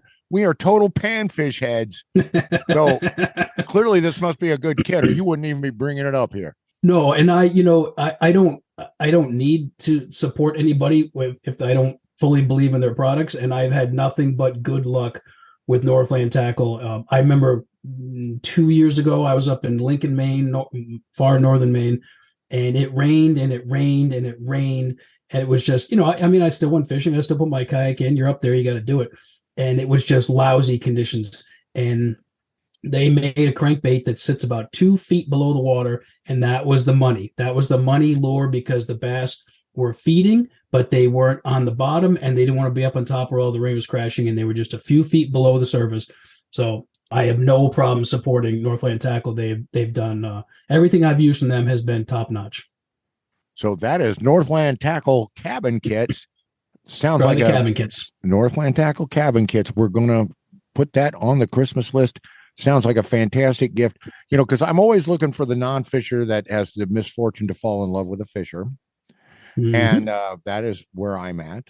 Much like the woman you just spoke to a couple minutes ago. Yes. Okay. So we know they love us. They want to get us something, but they don't know which way to go with it. Well, this sounds like an ideal gift. Okay. What you got next, bro? So another company that I've dealt with for several years, and I've had nothing but success with. And a couple years ago, Daiwa came out with a line of reels called the Saltus, and I own several of them. And I'll, with the caveat that no matter how late I fish, and mostly I fish in saltwater, no matter how late I fish or what the conditions are, or what my condition is, I always wash my gear. And the Saltus have proved to be very, very reliable reels over years of hard use. And now they have the Revros line. So I tried the Revros LT 2500, which is LT is light but tough. This is not Rosie wants to go on a tuna fishing trip. The Revros is not meant for going on that tuna fishing trip. It's a pretty small but really well designed, really well balanced, 4 ball bearings, 1 roller bearing. It's a 5.3 to 1 retrieve. It's a very compact reel, but in typical Daiwa style. It's very neat. It's very efficient. It's very quiet and smooth. It's very, it's handsome. It's not it's good looking, it runs about $50, which is certainly affordable. And I decided that when I got one from Daiwa, I decided to not put it in fresh water. I decided to abuse the hell out of it. And my friend Greg and I went squid fishing. So it was only a week or two ago, cold water, lousy conditions, and I filled it full of salt water catching squid. And it was quiet. It was sweet. It was easy to reel. It was effective. The drag is nice. So, because with squid, you got to keep you got to keep moving or else they wiggle off. And I think I had 8-pound J braid, maybe 10-pound J braid in there. And it worked phenomenally. So the new Daiwa Revros LT 2500, they go from 1,000 to 5,000, I believe, in the series. But I thought the 2500 was best for, to keep the price point low. You want to give a gift to somebody, you want to buy yourself a little something extra. It's about $50, which is manageable. So big fan of the new Daiwa Revros LT 2500. All right. I'm going to give you're going to pick about one more, bud. You get one more. Okay, watch while I turn one more into a couple more. Okay. I read and reviewed two wonderful books this year that I think all fishermen should have, especially the holidays. The Power of Positive Fishing, by a friend of mine, Michael Tugis, and his one-time or his publisher for a while, Adam Gamble. These guys wrote this great book, The Power of Positive Fishing, and it's all about their relationship over the years, fishing as their marriages kind of came and went, businesses came and went. It's a Lions Press book. It's $29.95.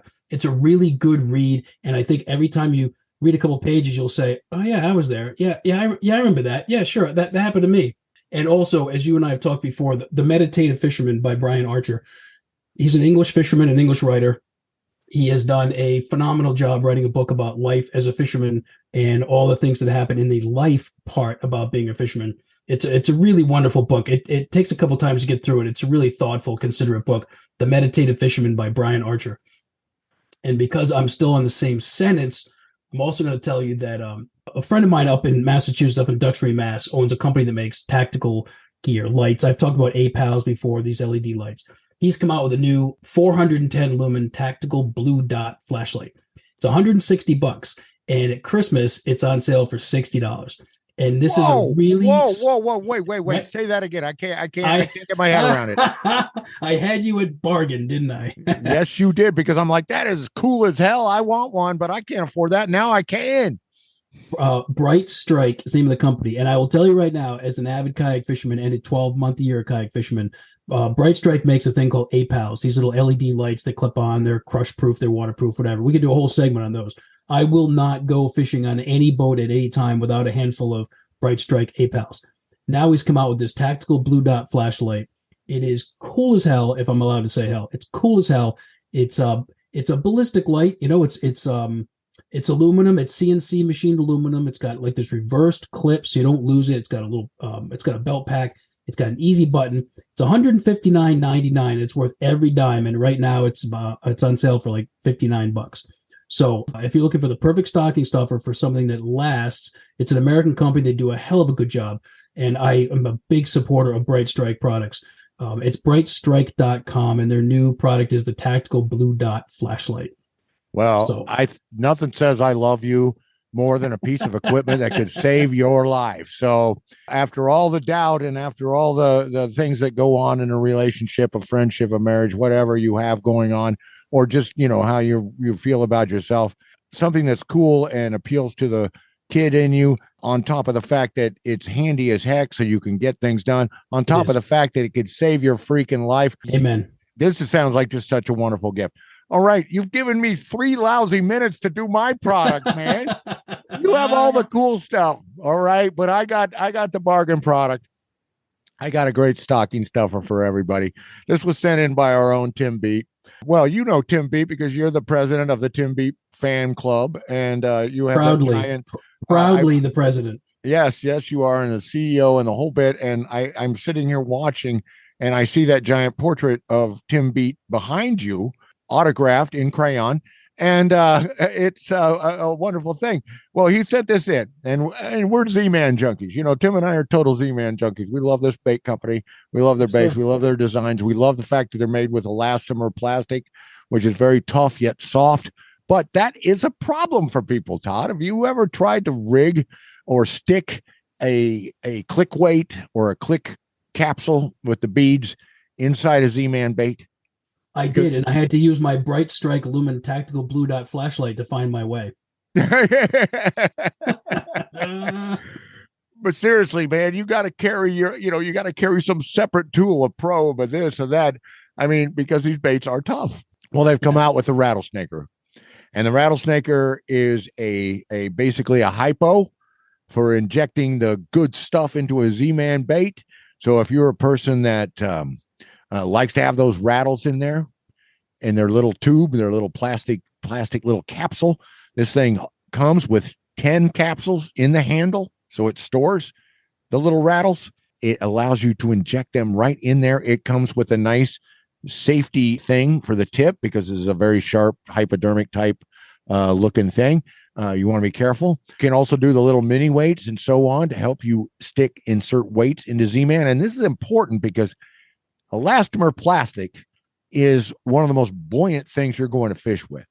So if you want to turn this floating plastic into a slow descending type situation, you can stick whatever you want in there and have that drop rate just being right where you want it to get, you know how the proper drop weight, it can just drive a fish nuts. If it's too slow or floating on the top, they don't want to come up and hit it. It's just like the situation you described here a minute ago.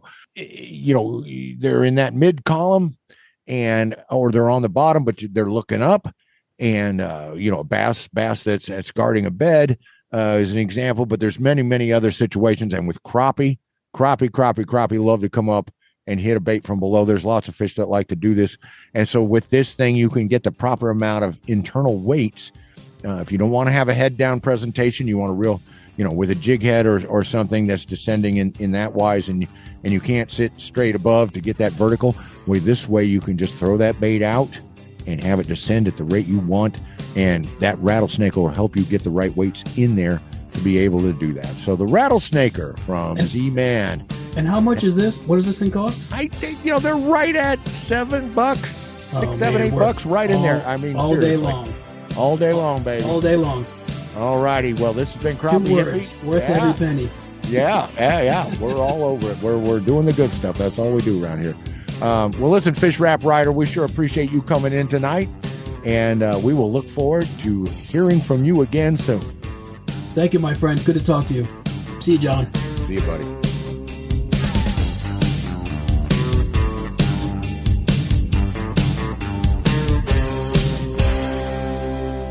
All right, dude, what did you think of that Oru kayak? I mean, I swear, a portable kayak that is actually worth a darn. I've seen similar ones, and they all seem a bit hard to put together. This one sounds really cool.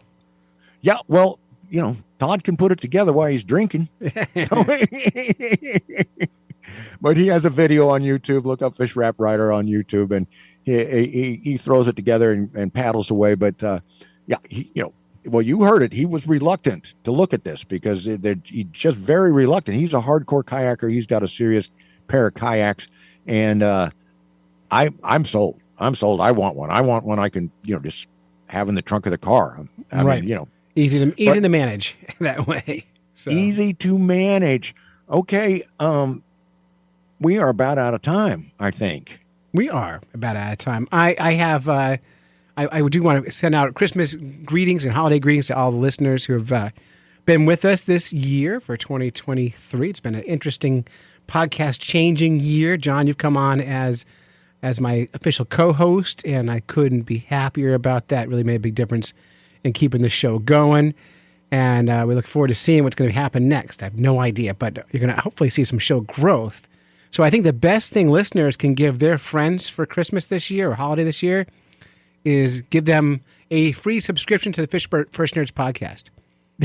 Yes, indeed. All you got to do is send them a link and say, hey, have you checked out my favorite podcast? And what we need, John, and I've said this before, is we need 5,000 listeners per episode. That's the magic number for sustainability. The magic number. Yeah, and we've been we're not sustainable. We spend money to make this go every year, but it does cost money to produce this podcast every week, and we about break even. Maybe lose a little bit of money every month. But I'd love to be able to grow it, put some money in the bank, and then do some better stuff. Like it'd be fun to take the podcast on the road and do some traveling, but the podcast has to make money for me to do that, and I want to go to travel to see the correspondents and get back out to Kansas again. And I have people in Washington who want to fish with me and people in Texas that want to fish with me. And John, if the money comes in, we could meet up and do more stuff. And so, yeah, we want to be podcast rich in 2024. Well, it would be wonderful. And we are going to work hard to bring you the kind of content that you like, that you want to hear, that keeps you coming back. We're doing our best to find guests of all kinds. We've got some new people. We've got our old people. We've got all kinds of people in the correspondent core. I'm going to switch gears. I'm going to take a hard 90 degrees right now. I want to do something before I forget. Rosie's got a craft show this weekend in Peacefield Elementary School in Rhode Island. So if you're around that Wakefield area there in Rhode Island, get over there and check it out. Get on Rosie's Bait and Tackle on Instagram. They're going to have posts about when it is. Get over there. It's not just Rosie. It's a whole bunch of cool stuff from some cool people. It's not all fishing stuff. There's just Christmas stuff. But Rosie's going to be there. Hugh's going to be there. They're going to be selling rods. They're going to be selling tide flies. They're going to be selling all kinds of cool stuff. So if you're in that area. Fun fact, John. If you're in Rhode Island, you're already in that area because Rhode Island's tiny. So. I knew it. I knew you couldn't resist that. I avoided that just for you, man. Set me up. All right. Well, listen, you've listened to a couple of fish nerds when you should have been fishing. Thank you to Rosie and family, the Cliftons, for coming in. Thank you to Allison Coryaer for coming in and helping her husband out with the reviews. Thank you to Todd Coryaer, the fish wrap writer. And thank you to Jeff Danaldson, our fish nerd librarian, who loves to talk cooking, loves to talk fly fishing, loves to get with me and just shoot the breeze, and we have a great time doing it. Clay, did I forget anybody? Well, let's thank Wally Pleasant for our theme music and Absolutely. the bait caster Mysterious bait caster cylinder, because the Culinary Corner is my favorite theme. It's a great theme. I love it. I will rewind it and just listen to it 2 or 3 times. Mm-hmm. So, and also big thanks for everyone for November for big thanks for everybody in November for National Podcast Posting Month participation. Don't forget to get us your contact information so we can send out prizes to you at Crappie Hippie at glasswaterangling.com. All right. Follow the code of the fish nerds. Spawn early and often. Never trust a free lunch with strings attached. And swim against the current every chance you get. You did it, John. You made a podcast. Well, heck yeah. Heck yeah. Woohoo! Merry Christmas, everybody. Merry Christmas. All right, John. I'm going to let you get back to your day. You got a lot to do. I do indeed. So do you. We will talk to you soon. Peace out. How about some holiday bonus content? Clay Groves with you. John King has left the building, but Grace Beat, Tim Beat's kid, sent us in some really fun song here, and it's I saw all those fishing Santas, so a little parody for you there, and then the Crappie Hippie took his shot at a parody song for the 12 days of Fishmas, so we'll be playing them back to back here to wrap up your podcast, and this will be our last show for this season. Until January, have a great New Year and a happy Christmas. And thank you so much for being part of this silliness. I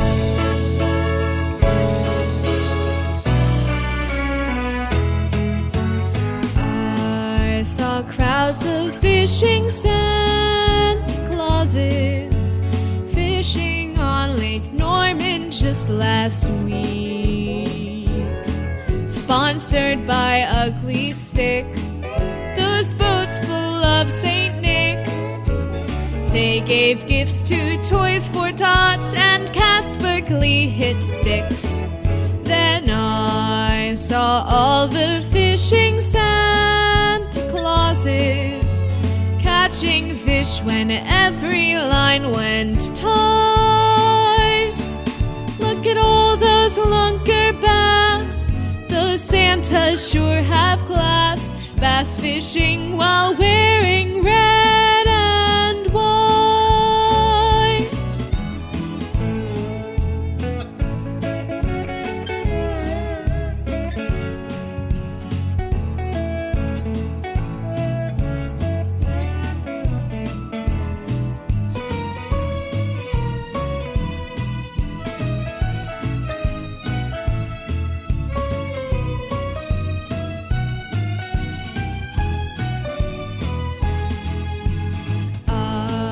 tried counting all the Santa Clauses fishing on Lake Norman just last week.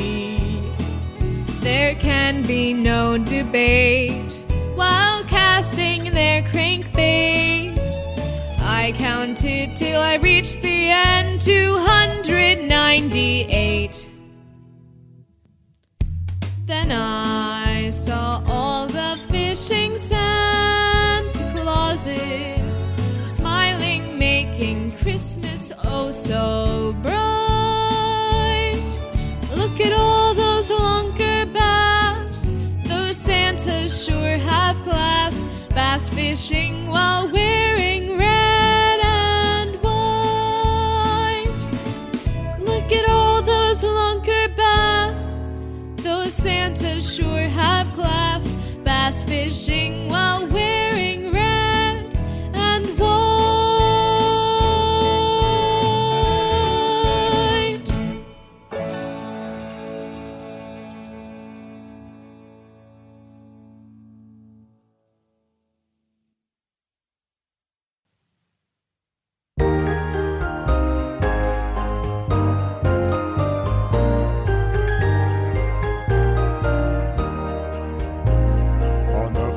Day of Fishmas, my buddy gave to me a musky duck in a lay-down tree.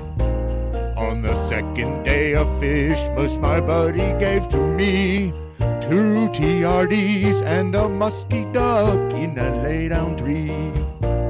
On the third day of Fishmas, my buddy gave to me 3 hollow frogs, 2 TRDs, and a musky duck in a lay-down tree. On the fourth day of Christmas, my buddy gave to me 4 jitterbugs, 3 hollow frogs, 2 TRDs, and a musky duck in a lay-down tree. On the fifth day of Fishmas, my buddy gave to me 5 Angler Kings, 4 jitterbugs, 3 hollow frogs, 2 TRDs, the musky duck in a lay-down tree. On the sixth day of Christmas, my buddy gave to me 6 Bassarinos, 5 Angler Kings, 4 jitterbugs, 3 hollow frogs, 2 TRDs, and a musky duck in a lay-down tree. On the seventh day of Christmas, my buddy gave to me 7 Panther Martins, 6 Bassarinos, 5 Angler Kings, 4 jitterbugs, 3 hollow frogs, 2 TRDs, and a musky duck in a lay-down tree. On the 8th day of Christmas, my buddy gave to me 8 owls, goldfish, 7 Panther Martins, 6 Bassarinos, 5 Angler Kings, 4 jitterbugs, 3 hollow frogs, 2 TRDs, and a musky duck in a lay-down tree. On the 9th day of Christmas, my buddy gave to me 9 Berkeley hit sticks, owls, goldfish, 7 Panther Martins, 6 Bassarinos, 5 Angler Kings, 4 jitterbugs, 3 hollow frogs, 2 TRDs, and a musky duck in a lay-down tree. On the 10th day of Christmas, my buddy gave to me 10 muddler minnows, 9 Berkeley hit sticks, 8 owls, goldfish, 7 Panther Martins, 6 Bassarinos, 5 Angler Kings, 4 jitterbugs, 3 hollow frogs, 2 TRDs, and a musky duck in a lay-down tree. On the 11th day of Christmas, my buddy gave to me 11 crazy crawlers, 10 muddler minnows, 9 Berkeley hit sticks, 8 owls, goldfish, 7 Panther Martins, 6 Bassarinos, 5 Angler Kings, 4 jitterbugs, 3 hollow frogs, 2 TRDs, and a musky duck in a lay-down tree. On the 12th day of Christmas my buddy gave to me 12 crappie doolers, 11 crazy crawlers, 10 muddler minnows, 9 Berkeley hit sticks, 8 owls, goldfish, 7 panther martins, 6 Bessarinos, 5 Anglo kings, 4 jitterbugs, 3 hollow frogs, 2 TRDs, and a musky dog lay down tree.